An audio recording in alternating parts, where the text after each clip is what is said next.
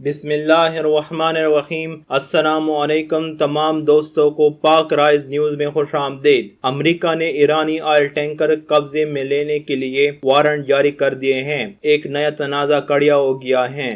مزید ڈسکس کرنے سے پہلے اگر آپ لوگوں نے ابھی تک ہمارے چینل پاک رائز نیوز کو سبسکرائب نہیں کیا ہے تو ابھی سبسکرائب کریں اور ساتھ ہی بیل کا آئیکن بھی دبائیں تاکہ ہر نئی آنے والی ویڈیو اور اپڈیٹس آپ لوگوں کو مل سکے۔ اس کے علاوہ اس ویڈیو کو زیادہ سے زیادہ لائک کریں اور نیچے کامنٹ سیکشن میں اپنی رائے کا اظہار ضرور کریں۔ امریکی محکمہ قانون کی جانب سے ایرانی آئل سپر ٹینکر کو قبضے میں لینے کے لیے وارنٹ جاری کر دیے گئے ہیں۔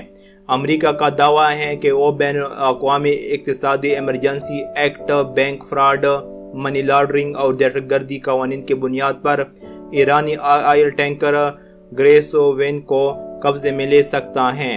2.1 ملین بیرل آئل لے جانے والے ایرانی آئل ٹینکر گریس وین کو 4 جولائی کو پکڑا گیا تھا۔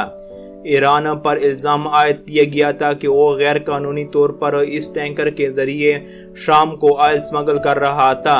ایران نے اپنے آئل ٹینکر کے پکڑے جانے کو غیر قانونی ریکارڈ قرار دیا تھا اور جواب میں برطانیہ کا آئل ٹینکر پکڑ لیا تھا۔